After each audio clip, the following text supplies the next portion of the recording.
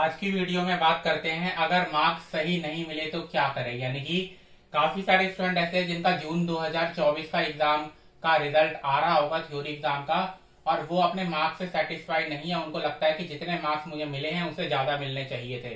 तो वो क्या कर सकते हैं, आज की जो हमारी वीडियो वो इसी के ऊपर है। तो आप इस वीडियो को इसलिए पूरा जरूर देखें और अंत तक देखें। सबसे पहले मैं आपको बता दूं कि इग्नू के अंदर इसके लिए एक प्रोसीजर है जिसे कहा जाता है रिवैल्यूएशन।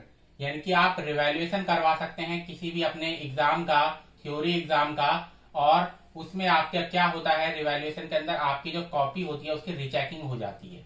यानी कि एक बार फिर से चेक कर लिया जाता है कि कहीं ऐसा तो नहीं है कि आपने कोई क्वेश्चन किया हो, उसके मार्क्स आपके ना मिले हो, आपका कोई पन्ना है इस तरीके का जो कि उसको चेक नहीं किया गया हो, तो एक बार फिर से आपकी रीचेकिंग जो है वो कर दी जाती है और उसमें आपके जो मार्क्स है वो इंक्रीज हो जाते हैं।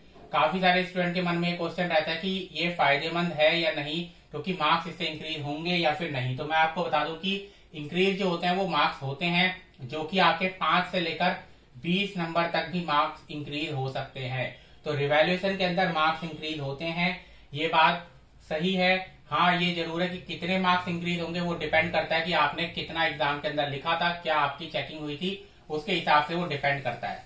ठीक, तो ये तो आपको जानकारी होगी कि मुझे 50 नंबर मिलने चाहिए थे लेकिन मुझे अगर 20 ही नंबर मिले तो जरूर चेकिंग में गलती हुई है। आप रिवैल्यूएशन का फॉर्म भरिए और आपके मार्क्स जो है वो सही तरीके से आ जाएंगे।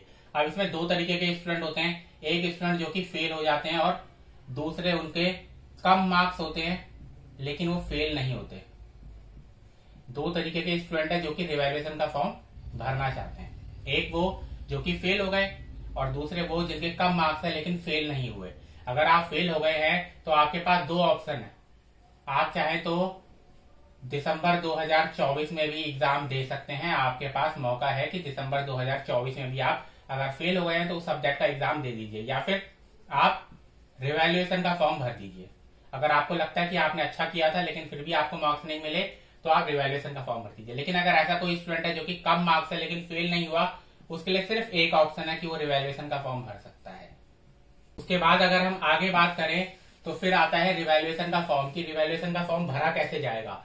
तो फॉर्म जो है अभी आपके लिए रिलीज नहीं किया गया है। वैसे रिवैल्यूएशन का फॉर्म तो आप जानते हैं कि आप इग्नू की वेबसाइट पर जाएंगे तो वहां पर भी अवेलेबल है। सिंपल गूगल पर आप इग्नू रिवैल्यूएशन फॉर्म डाल देंगे तो वहां पर भी आपको फॉर्म नजर आ जाएगा। लेकिन अभी उसको सिर्फ जून 2023 और दिसंबर 2023 के स्टूडेंट ही फिल कर सकते हैं। यानी कि इन्हीं दोनों स्टूडेंट्स के लिए अभी ये फॉर्म जो है वो अवेलेबल है। अभी जून 2024 जो इस समय आपने एग्जाम दिए हैं उनके लिए ये फॉर्म अभी अवेलेबल नहीं हुआ है, लेकिन बहुत ही जल्द होने वाला है। ये फॉर्म आपके लिए इसी वीक हो सकता है, ये जो आने वाला वीक है उसी में ही हो सकता है रिवैल्यूएशन का फॉर्म आ जाए, वरना अगस्त के आपको फर्स्ट वीक तक ये फॉर्म ओपन नजर आएगा। आप रिवैल्यूएशन का फॉर्म भर पाएंगे अगस्त के फर्स्ट वीक से।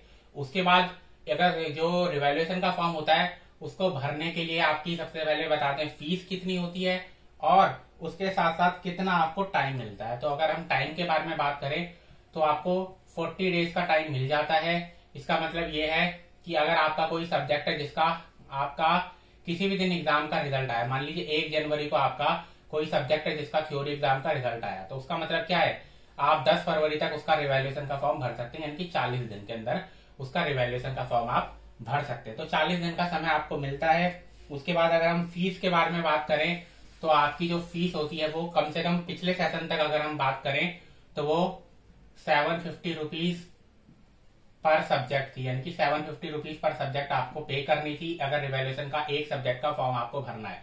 रिवैल्यूएशन जो है वो हर स्टूडेंट्स के सब्जेक्ट का नहीं भरा जा सकता। जैसे असाइनमेंट का रिवैल्यूएशन नहीं होता, उसके बाद प्रैक्टिकल्स का रिवैल्यूएशन नहीं होता, अगर एमसीक्यू टाइप का आपका कोई क्वेश्चन पेपर हुआ है उसका रिवैल्यूएशन नहीं होता। उसके अलावा प्रोजेक्ट वगैरह जितने भी हैं उनका भी रिवैल्यूएशन नहीं होता। ये रिवैल्यूएशन सिर्फ और सिर्फ थ्योरी सब्जेक्ट्स का होता है, वो भी उनका जो एमसीक्यू बेस्ड ना हो। यानी सिर्फ थ्योरी सब्जेक्ट्स जो होते हैं उनका रिवैल्यूएशन करवाया जाता है, वो भी वो जो कि एमसीक्यू बेस्ड ना हो। उसके बाद एक और डिटेल में आपको बता दूं, एक और इम्पोर्टेंट इन्फॉर्मेशन भी है मैं आपको बता दूं, वो भी रिवैल्यूएशन से रिलेटेड है कि आप अपनी आंसर स्क्रिप्ट भी मंगवा सकते हैं। आंसर स्क्रिप्ट क्या है, आपने जो आंसर शीट दी थी, आपने जो आंसर शीट लिखी थी वो भी आप मंगवा सकते हैं और वो भी आपको मिल जाएगी। अब ईमेल के जरिए भी आपको मिल जाती है, पहले तो घर में आती थी, लेकिन अब ईमेल के जरिए भी आपको आपकी आंसर शीट देखने को मिल जाएगी कि आपको कहाँ पर किस सब्जेक्ट में आपको किस क्वेश्चन पे कितने मार्क्स मिले। ये अभी जो है वो 100 रुपीज पर सब्जेक्ट थी पिछले सेशन तक की, अगर हम बात करें आगे जितना भी फीस होगी 100 रुपीज पर सब्जेक्ट। ये भी रिवैल्यूएशन का जो फॉर्म होता है उसी के अंदर आपको ऑप्शन मिलेगा कि आप क्या करवाना चाहते हैं, आप रिवैल्यूएशन करवाना चाहते हैं या रिवैल्यूएशन एंड आंसर स्क्रिप्ट दोनों चाहिए आपको। तो उसके हिसाब से आप देख सकते हैं। अगर आप आंसर शीट भी मंगवाना चाहते हैं, खुद देखना चाहते हैं कि मैंने क्या कहाँ गलती की, तो वो भी आप देख सकते हैं। आपको ईमेल के जरिए आपकी आंसर शीट 10 से 15 दिन के अंदर दे दी जाती है। तो आज की वीडियो में इतना ही। इसके अलावा भी अगर आपके मन में कोई क्वेश्चन है, आप कोई क्वेश्चन पूछना चाहते हैं, तो आप नीचे कमेंट सेक्शन में कमेंट कर दीजिए।